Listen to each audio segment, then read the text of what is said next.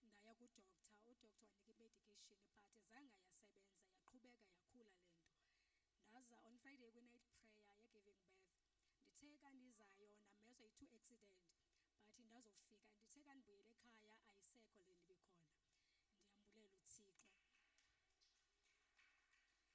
okuyisithu ndizombulela uThixo bendiphethwe zinyawo inyawo zami ziphuma izilonda ndaya kutata umpostolo wandithandazela bayathi after i-night prayer eVictorious uThixo umhle di-right.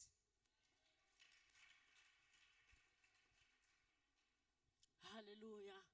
Ngiyanibingelela konke bazalwane egameni likaJesu. Ngibingelela abafundisi noma umfundisi obaba omama intombi insizwa Sunday school worship team umshayi we-keyboard. Hallelujah. Mntwana kaNkulunkulu osindisiwe lo mphambi kwenu ubuso kaNtombela isibongo. Hallelujah. Ngizobonga amandla kaNkulunkulu. Usisi wami kade egula from Sunday egula ephethwe isibhobo. Simshaya endaweni eyi-1. So bekubhlungu ke bengi nokushake khosuma wami naye wahamba ngesibhoba akagulanga kakhulu samhlaba nje wasiyahamba so benginakho ukusaba but bekumele ngibe strong cause mina ngimdala futhi kunalabo abanye. Hallelujah. Kodwa siyambonga kakhulu uNkulunkulu ukuthi usephilile useyaphila. Ubufakazi besibili ngizobonga uNkulunkulu ngingafakaza ngomfana wami sise eKings.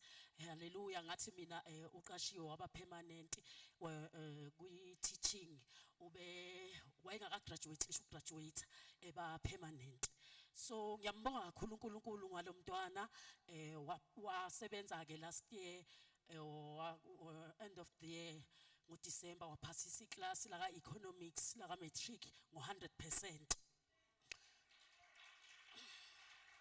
So wathola ke certificate into yakhe ke vele from grade R. So ungifonelileke unokungibiza ngomfowabo ke athi emfowethu mayijabulile hey ngicela ukubuza ukuthi imuphi umthandazo wawuthandaza ungikhulele. Ngithi mina hey ngangingazi lutho ngathandazela uma wami mina ngaleso sikhathi ngangisashawa ngishawela ukuthi makuthandazwa sengilele. Ngithi mina into engiyenzayo ke ukuthi since ngasindiswa ngiyakhuleka and njalo ngo12 ebusuku angilali negama lakho ngiyalibiza neprotection.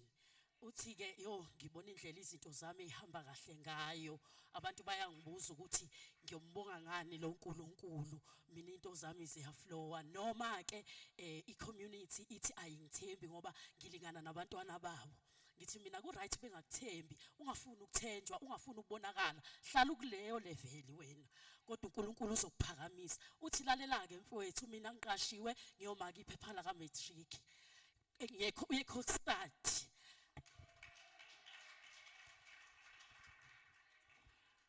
Hallelujah. Ngiyabingelela abazalwane ngibingelela abafundisi omama bafundisi nabo bonke. Hallelujah. Egameni lika Jesu igama lami abangangazi athi inkosi kaMagubane. Hallelujah.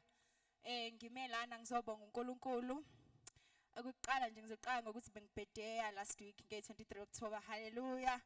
Kodwa ngikho lapho into engikuyona ukuthi ngalolo suku lolo ngathola indaba ezingikhuthaza kakhulu. So ngo-2024 ngangi-applyile ukuthi kulonyaka lo ngizohamba ngiyofunda ngangizokwenza i-diploma in public relation and communication.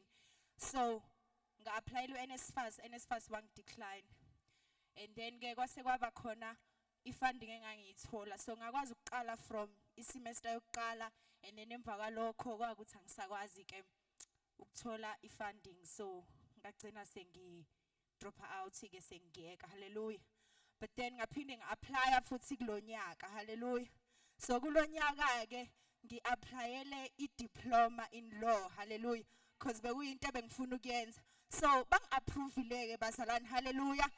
Ngathola futhi ne-bursary. So next year ngiyoqala futhi ngifunde. Hallelujah. Ngiyabonga uNkulunkulu ngalokho. Amen.